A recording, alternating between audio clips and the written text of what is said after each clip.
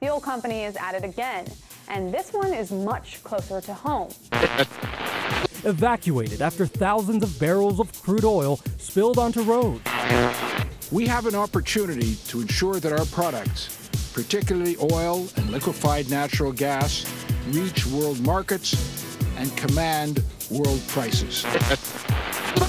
Congress should not be meddling with the judicial review process based solely on the special interests of a handful of companies. Yes, and with that, we're back again. I'm Darren Howard. I'm Robert Nisbet. And I'm Monica Solmark. Yes, indeed. While we take up a fund to get Christy Clark her own panda to keep you diverted away from the real facts, we're going to be talking about the oil industry.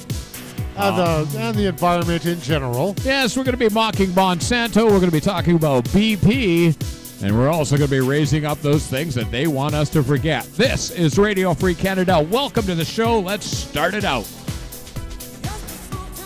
Well, just 1 week after the anniversary of the 1989 Exxon Valdez spill that is considered one of the most devastating environmental disasters in history, the oil company is at it again.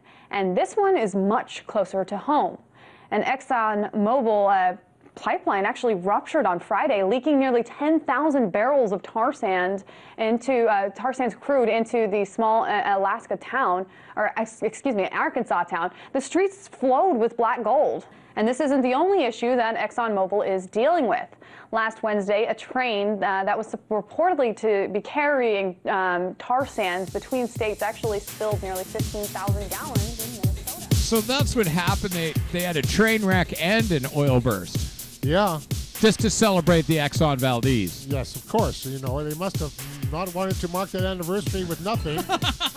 And I'm sure this has nothing to reflect on the upcoming Keystone pipeline. Oh, no, this won't bring any of that up to the forefront.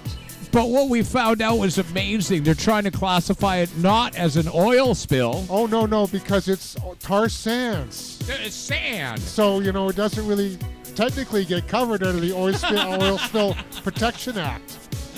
Oh, that's good. I feel so much safer. Yeah. They just spilled sand. It's like a big sandbox came out. And, you know, there's all that good science behind the Keystone. It is good science. Yes, it is. It's spouted by the Harper government. It must be worthwhile. Yes.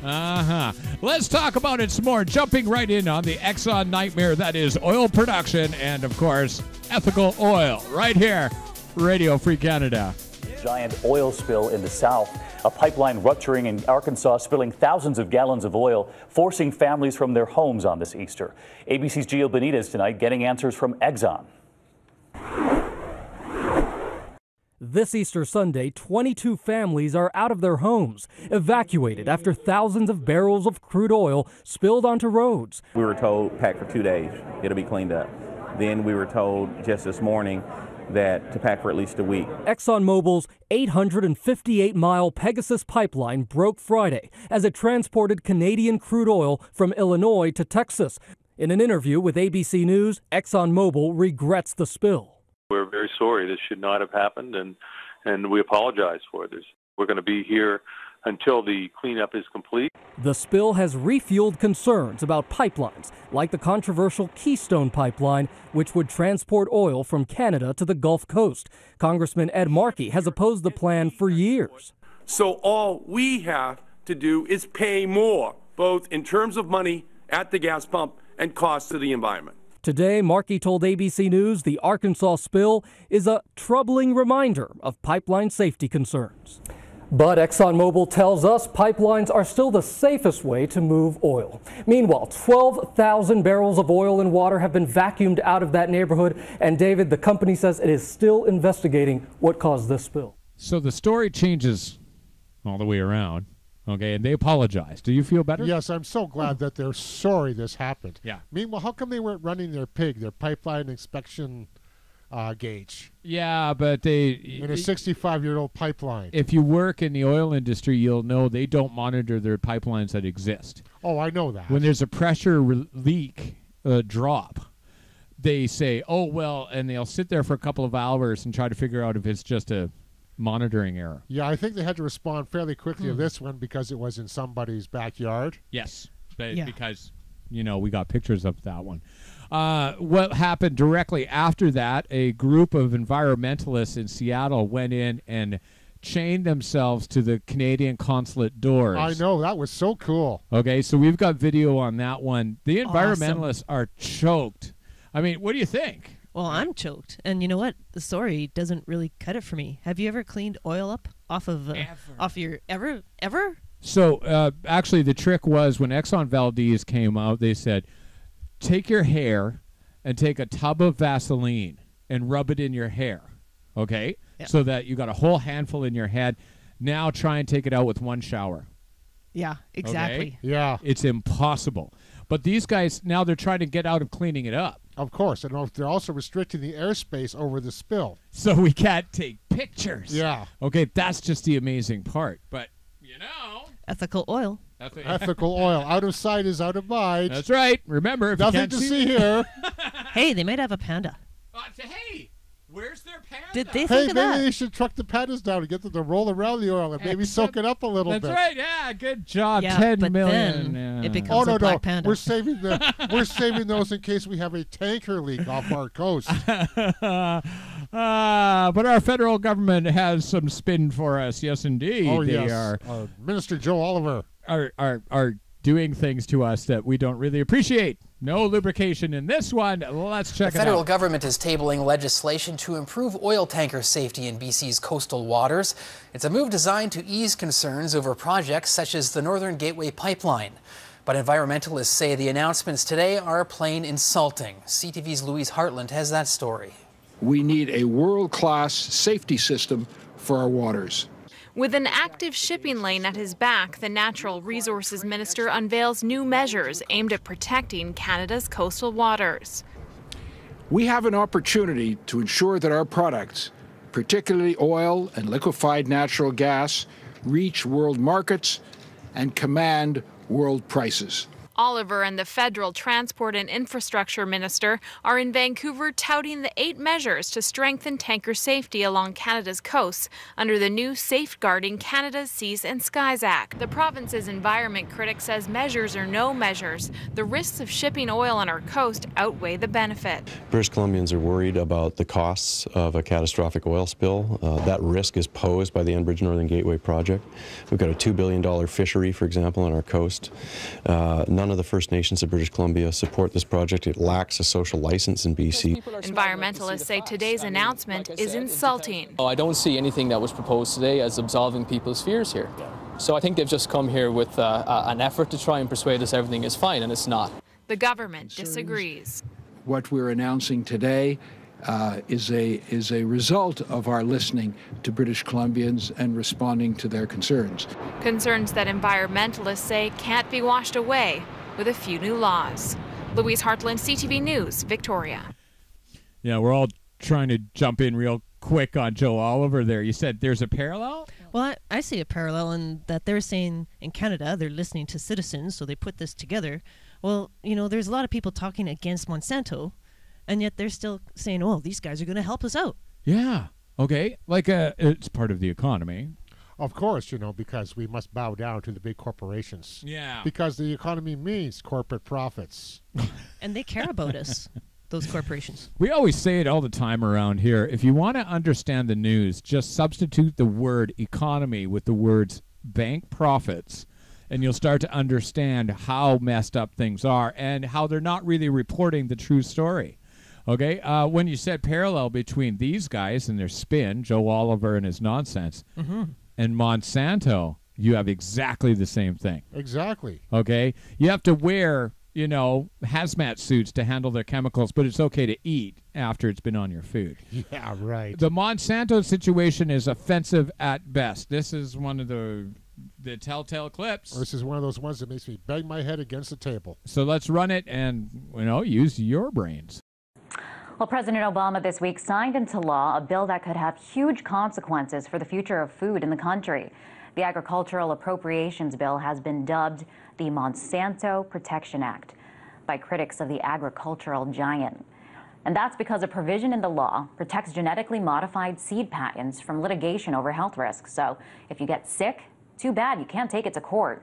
Since being signed into law Tuesday, more than 25,000 people have signed a petition to President Obama. It says the law, quote, is unnecessary and an unprecedented attack on the U.S. judicial review. Congress should not be meddling with the judicial review process based solely on the special interest of a handful of companies. But beyond what's in the bill, critics are angry about how it was passed, snuck into a huge agricultural bill without a review by a committee. The law only remains in effect for 6 months, but opponents say trumping the health and safety rights of the average Joe is bang on the money. You cannot sue them if you get sick from their food that they authorize on our tables. And the way they got it through was they snuck it into a giant agricultural appropriations bill. Omnibus. Yeah.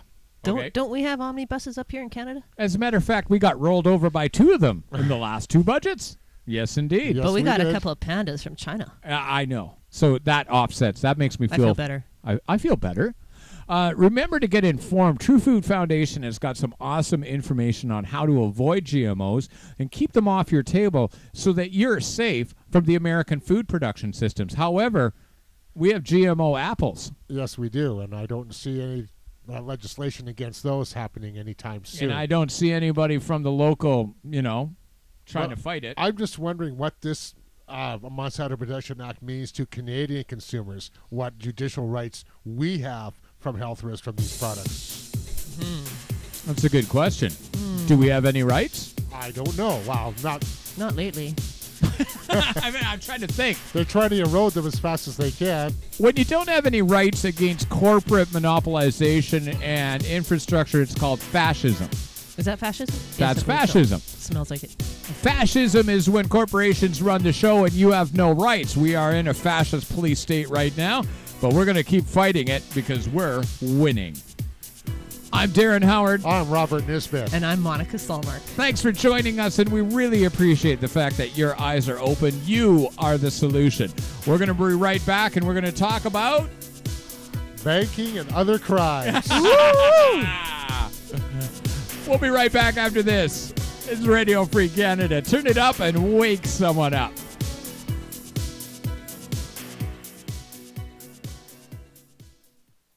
Since 1971, when President Nixon took the United States off what was left of the gold standard, the world has operated under a system of money called fiat. The dollar, the pound, the euro are all government fiat currencies. Fiat is a Latin word meaning let it be so. It is the law that this government currency be money. Indeed, without that legal enforcement, and the fact that we must pay taxes in this money, that dollar bill or that computer digit that represents a dollar would be pretty much meaningless. Only the government has the power to issue fiat money, but banks can create it through lending. If somebody wants to borrow $10, a bank can create it from nowhere and lend it. It can then charge interest. Banks also create money by lending against an asset, such as a house. They're given the deeds to the house, and they create the money out of nowhere and lend it, at interest, of course. But who benefits? Of course, those that have the power to issue money, governments and banks. They haven't had to do anything productive, they just create money. However money is created, be it through lending, fractional reserve banking, financial bailouts, or old-fashioned money printing, banks are always at or near the top of the money-issuing pyramid. In reality, this process of creating money only redistributes wealth from the bottom to the top of the pyramid, and thus that ever-increasing gulf between rich and poor gets bigger and bigger and bigger. The Conservative government stopped debate on Bill C-474 without hearing the whole story. The GMOs are bad for you. Genetically modified organics are threatening the food system in Canada, and Bill C-474 could protect you. In December of 2010, our government is voting on Bill C-474. It's a real chance for our future. Please read about it, then join us.